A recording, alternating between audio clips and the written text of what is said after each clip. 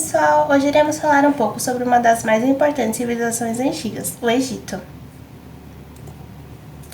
Os tópicos abordados na aula de hoje serão o Nilo e a sua importância, a periodização do Egito, a sociedade egípcia, a economia, a política, a religião, a cultura e o seu legado até os dias de hoje.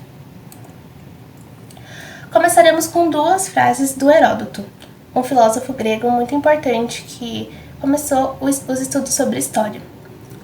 Sem o Nilo, o Egito não existiria. O Egito não é apenas uma dádiva do Nilo, é acima de tudo uma criação do homem. A gente já pode ver a importância que o rio Nilo teve quanto ao início do Egito, e a gente vai ver um pouco mais sobre isso na aula de hoje. Ok, o Nilo é considerado o motor do desenvolvimento egípcio. Foi ele o responsável pelo processo de sedentarização há 7.000 anos a.C. Ele também foi responsável pela construção de hidrovias que transportavam mercadorias na época e também foi responsável pela criação do calendário de acordo com seu ciclo de cheias. A primeira organização egípcia foi através de um sistema clânico que eram conhecidos como os Spats. O chefe era conhecido como o nomarca. O Egito, antigamente, era dividido entre Baixo Egito e Alto Egito. O Baixo Egito era o norte, por ele ser próximo ao mar. Era próximo ao delta do Nilo, ou seja, a foz do Nilo. Ele também era a porção mais rica e também havia presença de canaletas para cultivo. Então, eles eram mais envolvidos economicamente em relação ao Alto Egito. O Alto Egito, em contraparte, era no sul do continente. Ele era a porção mais pobre por ser pouco irrigado e seco, então eles não tinham uma atividade agrícola tão desenvolvida quanto o Baixo Egito. Ok, agora iremos falar um pouco sobre a periodização. O Egito ele é dividido no período lendário, onde era conhecido como o governo dos deuses, o período pré-dinástico, com aquela divisão entre Alto Egito e Baixo Egito, e também houve o período dinástico, onde ocorreu a unificação por Menés. A capital era Atenas, e foi aí que surgiu o conceito de faraó, que era o líder tanto religioso quanto o líder político. Ok, agora falaremos um pouco sobre a periodização. Dentro do período dinástico, a gente teve o Antigo Império, onde a capital era Mênfis, ocorreram as pirâmides de Gizé, e o principal faraó foi o de Djoser. Tivemos um período intermediário com lutas e conflitos políticos até o Médio Império, onde a capital foi transferida para Tebas. Também ocorreu a história do José do Egito e o Egito conseguiu dominar a Núbia. Logo em seguida tivemos o segundo período intermediário, com mais lutas e conflitos. Depois tivemos o Novo Império, onde ocorreu o domínio tanto da Núbia, quanto da Palestina, da Síria, da Etiópia, da Fenícia, e também tivemos a história do Moisés. Logo em seguida, ocorreu o terceiro período intermediário e, sucessivamente, o fim do Egito. Ok, a sociedade egípcia era dividida entre várias castas. Em cima da pirâmide social se encontrava o faraó, o líder militar e religioso. Logo em seguida vinham os sacerdotes, que eram responsáveis pelas finanças e pelas cerimônias religiosas.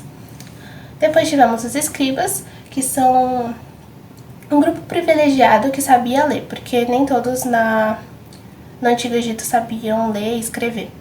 Então eles eram responsáveis pelas funções administrativas. Quanto aos guerreiros, a sua importância variava de acordo com a sua patente. Além disso, também tínhamos os artesãos e os comerciantes, que eram totalmente submetidos às elites, e os camponeses, que tinham que trabalhar compulsoriamente nas terras da elite. Além disso, nós tínhamos escravos, que eram prisioneiros de guerra ou endividados. Discutiremos um pouco agora sobre a igualdade de gênero no Egito. Incrivelmente, o Egito era uma sociedade bem igual no quesito de igualdade de gênero.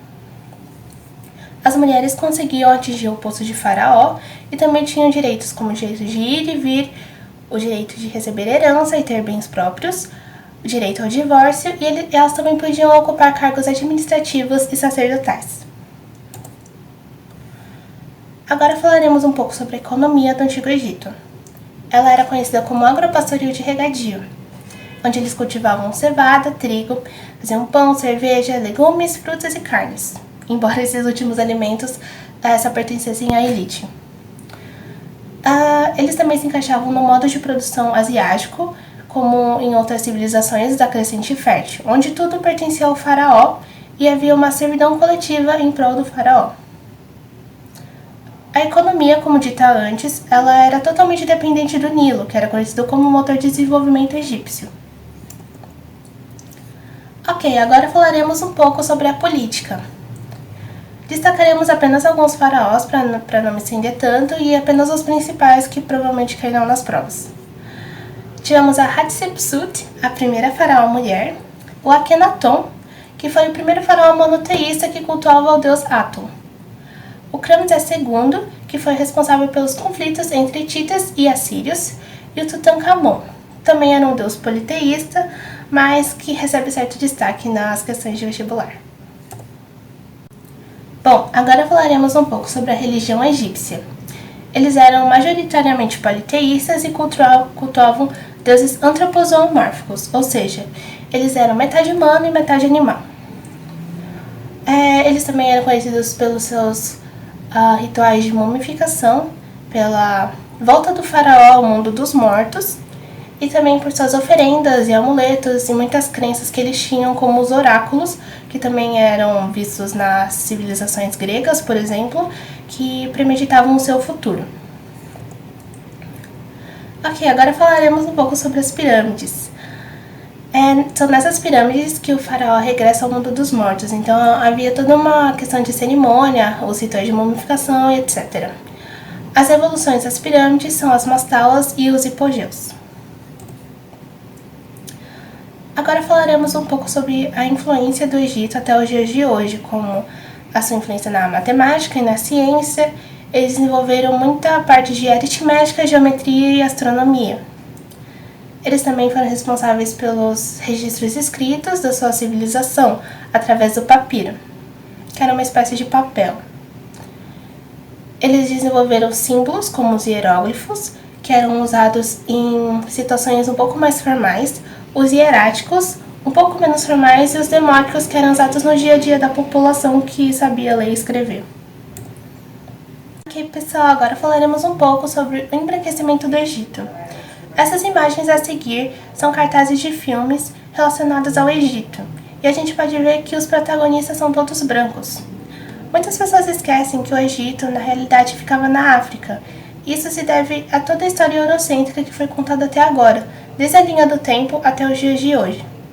Toda a divisão da história foi baseada no que acontecia na Europa, então a gente simplesmente esquece que o Egito, uma das principais civilizações antigas e tão importantes até os dias de hoje, foi situada na África. Isso se deve a muitos preconceitos e nós precisamos quebrar isso e todo esse estereótipo que nós temos do Egito. Ok, pessoal, agora só para finalizar a aula, nós temos aqui um mapa mental sobre as principais características do Egito Antigo, incluindo a importância do Nilo, a religião egípcia, a sociedade e uma breve periodização.